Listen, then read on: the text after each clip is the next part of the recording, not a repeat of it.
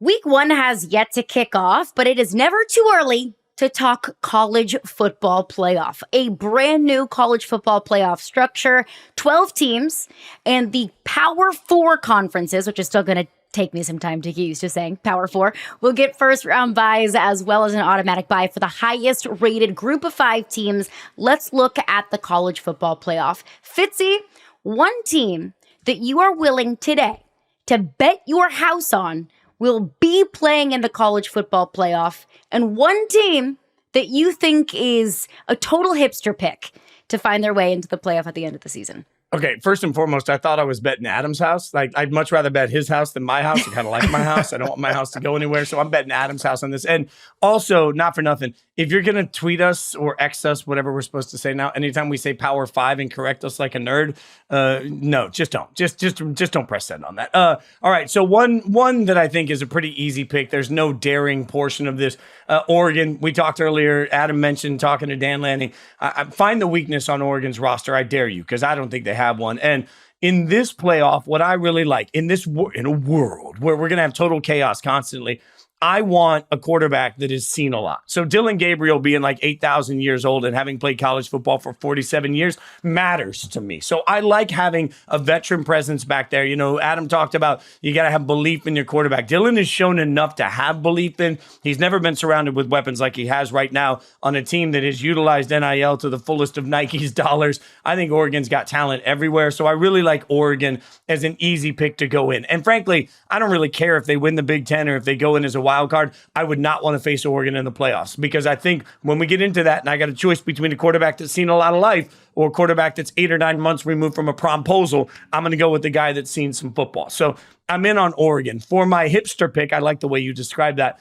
I'm going to go with Tennessee. And I'm going to go with Tennessee because, look, we've seen what Heupel can do offensively. We've seen how explosive he can be, but also I think he deserves a lot of credit for how they reworked that offense and they reworked the schemes last year to fit the talent they have. I want my best coaches to be like a chef on the show Chopped on Food Channel. You open up the basket, here's my ingredients. Some of them might not be the best, but I'm going to make you this gourmet dish. I think that's what Heupel has proven he can do. So now Tennessee does have a quarterback recruit that I'll let you say the name of again, that everybody really believes in, but also they're back to, I think they've restocked the cupboard a little bit. So they're back to the ability to be more explosive.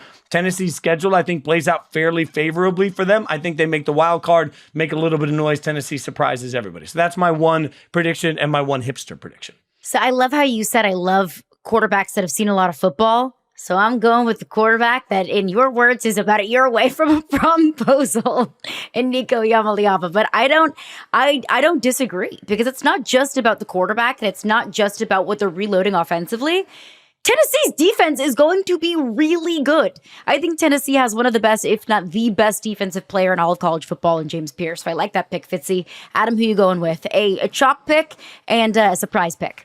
Well, first, I got to give Fitzy credit there for the promposal reference. We had a Food Network reference in that. That was good. And I love the Oregon pick. I love Dylan Gabriel, and I think Will Stein, their offensive coordinator, is going to be a future head coach in college football, and will do a great job with Dylan Gabriel.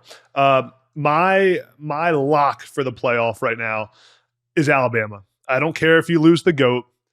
Kalen DeBoer is a winner, and the job he did at Washington is remarkable, one of the best coaching jobs we've seen in the last decade of college football.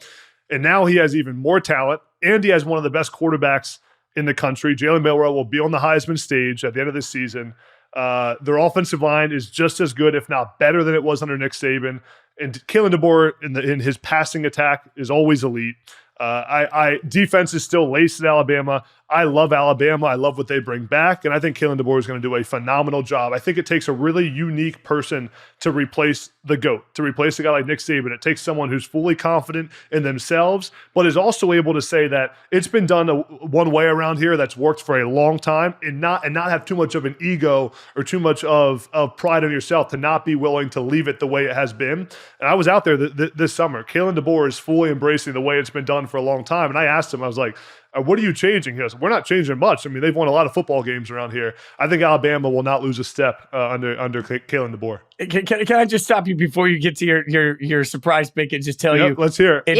It took you this long to be this wrong. I mean, that's all. Like, I cannot believe that I'm getting this level. Like, you cannot in the same episode tell me that football is about culture, and then you bring in somebody that's replacing Saban that doesn't even yell at his players. Like, the culture shift for the guys that are in there. And you mentioned Washington's success. I take nothing away from that, but he also had a quarterback come in to execute that success that knows his system so well. Like, he's like a son. He's been in that system forever, and he had two of the best weapons you could ever imagine, a wide receiver. So, like, the weapons that he had that helped execute that offense were already familiar with what they were trying to execute. I think Alabama's going to be good, but Alabama's not going to be great. Kalen DeBoer is going to lose 3 games this season, and fans are going to lose their minds, and everybody's going to go apoplectic. But, like, it's going to take a second for this shift to happen. I love Milroe, and I agree with you, and I think long-term, Kalen might be fine, but right now, no, I'm totally out. This is Adam's worst take so far. But listen, just because Nick Saban did it one way and yelled at all his players doesn't mean that there's not another way to win a lot of football games. And Kalen DeBoer, everywhere he's been, has won. He won when he was at Sioux Falls, which is like a D3 school. I don't even know where they're at. Like, he's been a winner everywhere. And also, yes, he had Michael Penix Jr., but now he also has Jalen Milroe, who is an elite quarterback and can win with his legs, can win and is smart, and will understand this system. And I don't think there's going to be a huge step back from an offensive standpoint. I think they will be just fine learning how to run that system, and Milroe will be just fine under Kalen DeBoer, who is a quarterback whisperer and knows how to develop quarterbacks. You look like you're in pain when I'm saying that. I can see your face like grimace.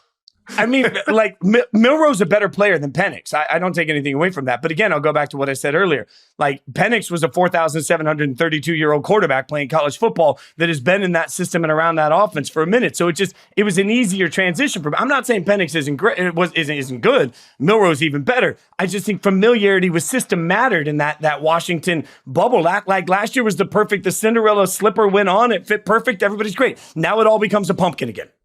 But now there's talent. We're talking Alabama against Washington compared to the Washington talent.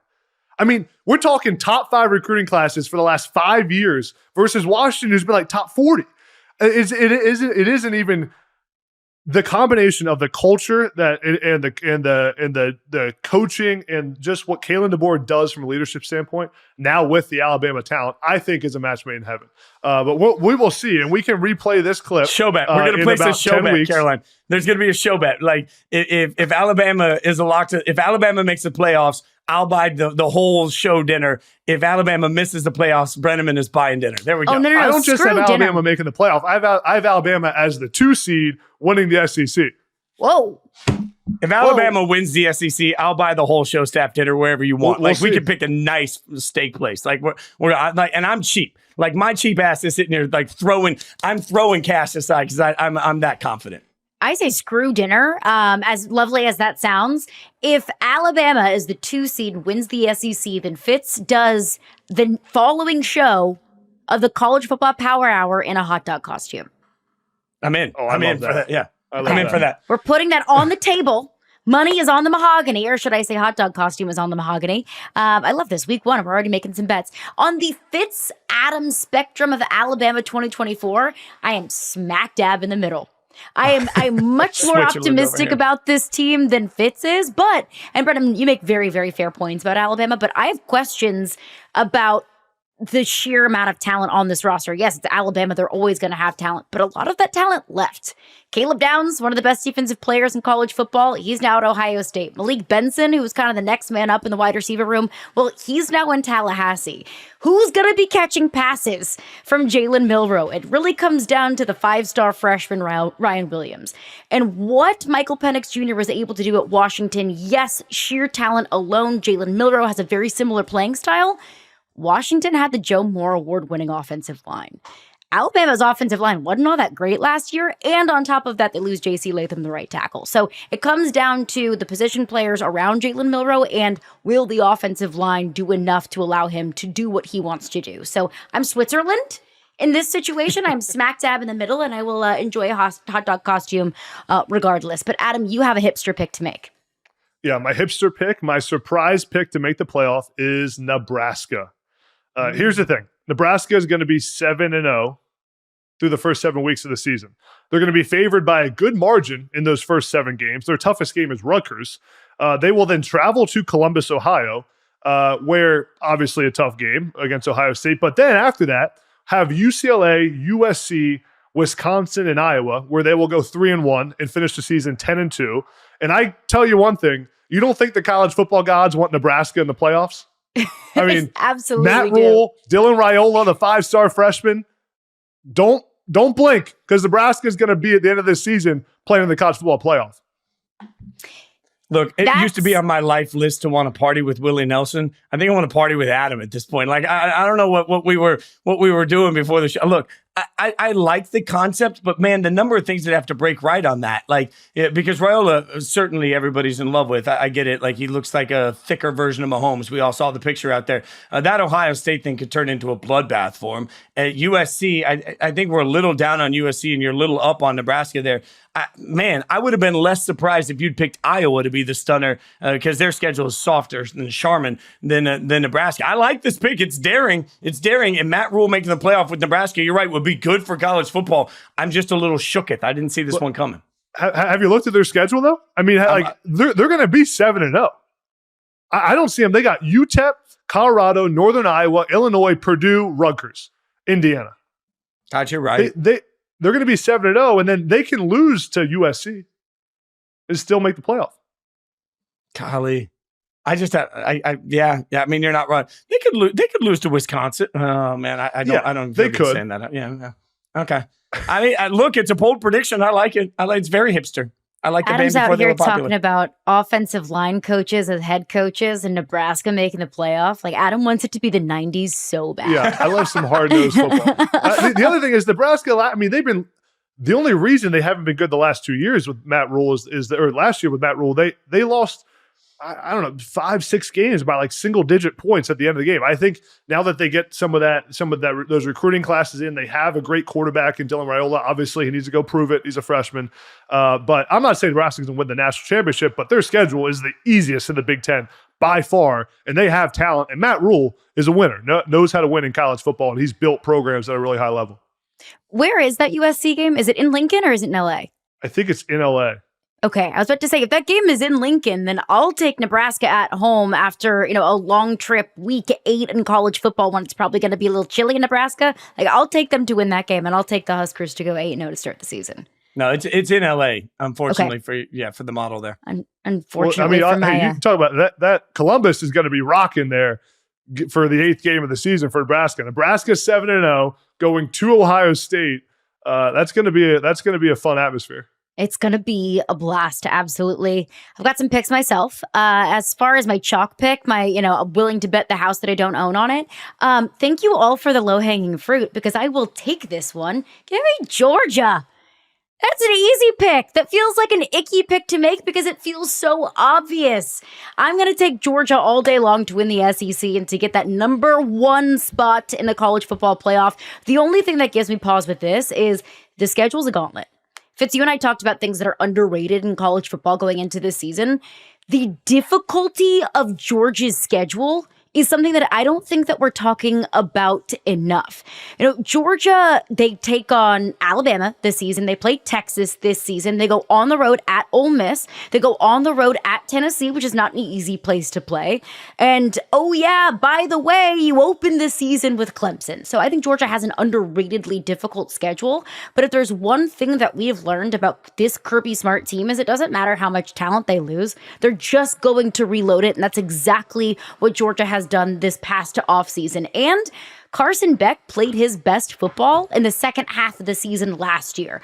I thought the way that Kirby Smart and offensive coordinator Mike Bobo kind of brought Carson Beck along was a masterclass in kind of letting a quarterback get his feet wet. They didn't open up the playbook too much. It was kind of dinking and dunking in the first half of the season. And then if you go back and watch that Kentucky game, it was deep shots. It was taking riskier throws. It was, maybe taking more of those 50-50 kind of throws.